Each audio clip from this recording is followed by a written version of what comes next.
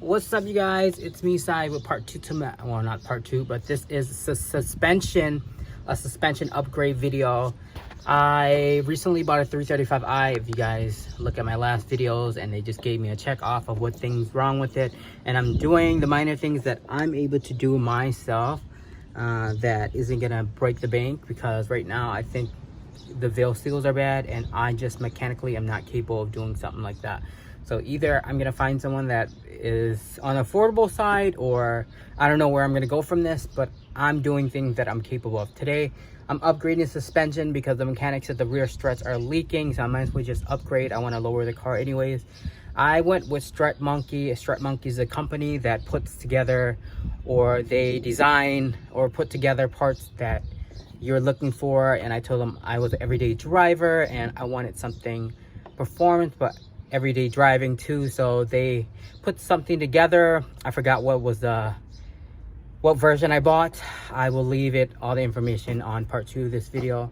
But today it's hot and we're heading into summer soon, so it's 70 degrees, so I had to do it now. I don't want to do it in the middle of the summer where it's scorching hot. So I want to show you guys what I got done so far. I don't have the suspension components yet. I just wanted to make sure I rip everything apart and have everything ready, because by the time the parts come I could just install it. Okay,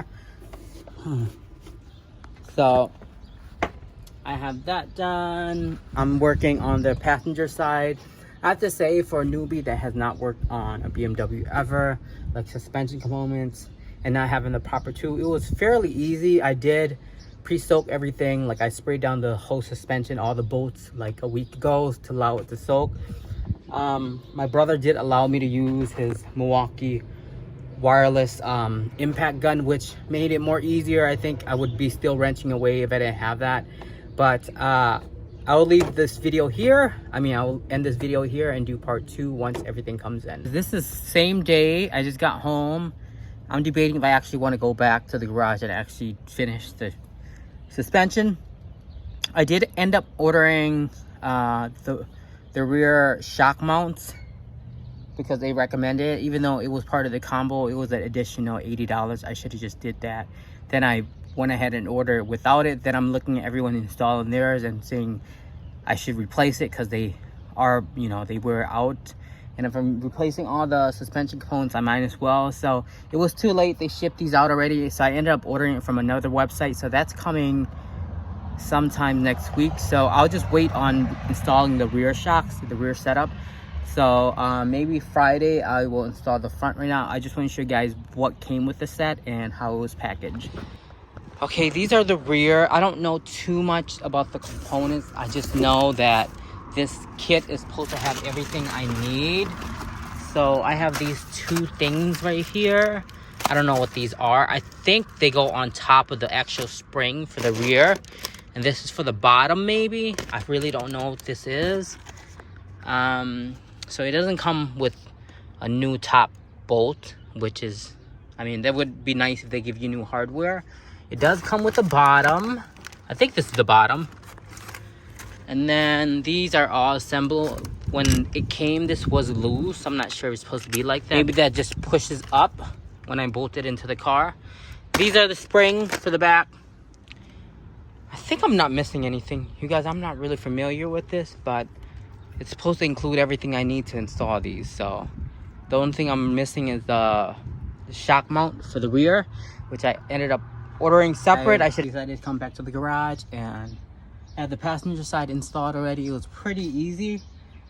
I figure it's a nice day and it's cooled down a little bit and no mosquitoes are out right now. I know during the summertime, especially working in the backyard and the garden right next to me. But the koni shocks and e-box springs are on. I'm excited about it. I think I installed everything right. Got everything tightened down. I did buy new control arms, the M3 conversion kit from, what's that website called? ECP Tuning or something like that. But it hasn't come yet, and honestly, I'm too lazy to install them right now, so I'm probably gonna install them in like a month or so after I get these done and ride on them. The rotors need to get resurfaced or whatever they call it, because they're kind of like, the wheel shakes a little bit when I'm braking. Or I'll end up getting new rotors. I don't know what I want to do yet, but I definitely want to upgrade all the suspension components, but I'm gonna do the other side. Hey guys, it's part 2 to my suspension upgrade. So today is Friday. I'm gonna finish everything today. Last night when I got off of work, I unbolt everything. The bottom, the top still needs to be unbolt. So I'm gonna have to take off like the interior pieces. I went in and sprayed some of this rust reformer because underneath was so rusty, and I want to help prevent the spread of rust. I don't understand how this car is so rusty, especially like most people that I know drive convertibles. They don't drive in the winter, so he must have driven this in the winter. But this stuff works great. And then I bought this from, I buy most of my stuff from FCP Euro right here. I got the bottom mounts, and I'm so glad that I got the bottom mounts because I was gonna use the old ones. I originally wanted to get it from Strut Monkeys, but it was being cheap at the time. I was like, I'll just use the old ones. Thank God I went ahead and bought new mounts, because actually last night when I was taking this one off, this one's stuck in there. So I'm gonna figure out how to take this one off. And on top of that, the mounts, the bolts that go to these bottom mounts right here. You guys, last night I did not do my research, and I was just using regular sockets, and I was trying to get the bolts that go onto this out from the existing one, and it kept on spinning. So I was like, oh crap, I stripped the bolts. Turns out they are not even regular socket bolts. They're actually these, which I think these are called T-bolts, I believe. So I ended up getting this.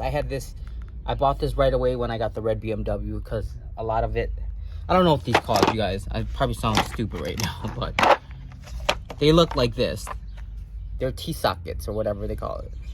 T-tools. So I think this one, let me just measure it out for you guys.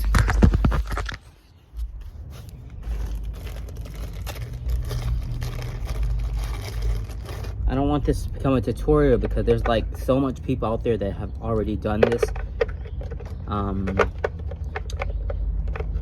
install, so it's like I don't want to be repeating everything over.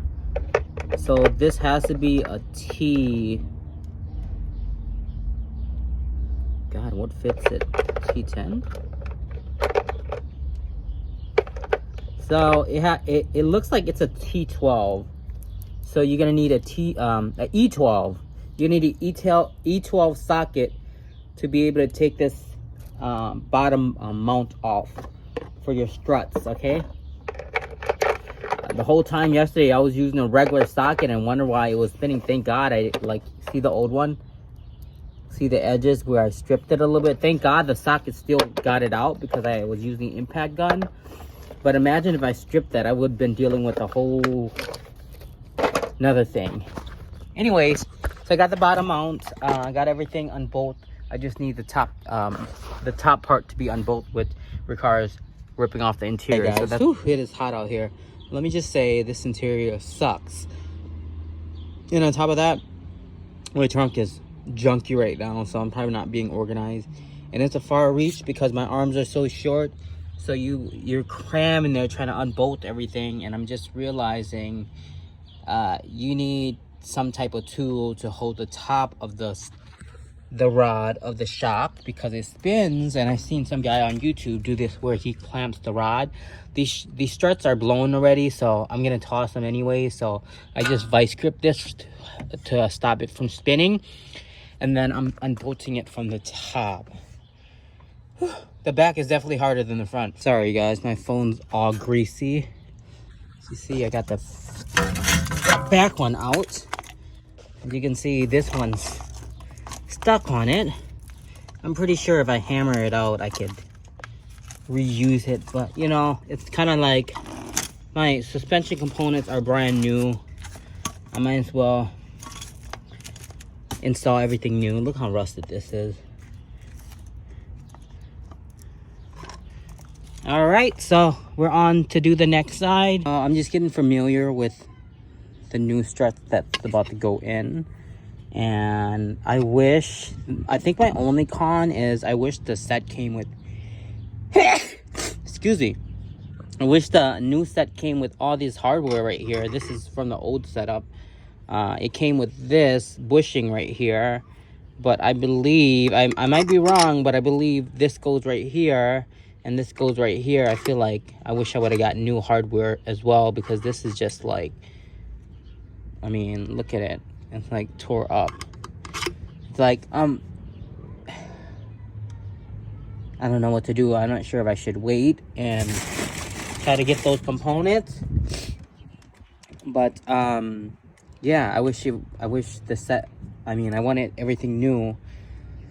Yeah, that really sucks. So that's the only con. They don't include, I don't even know what these things are called. They don't include these. You're gonna have to use the old ones, and mine's is pretty beat up.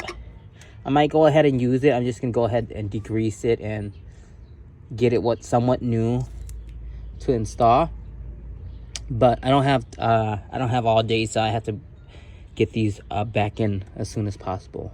Alright, so here's an update on what's been going on.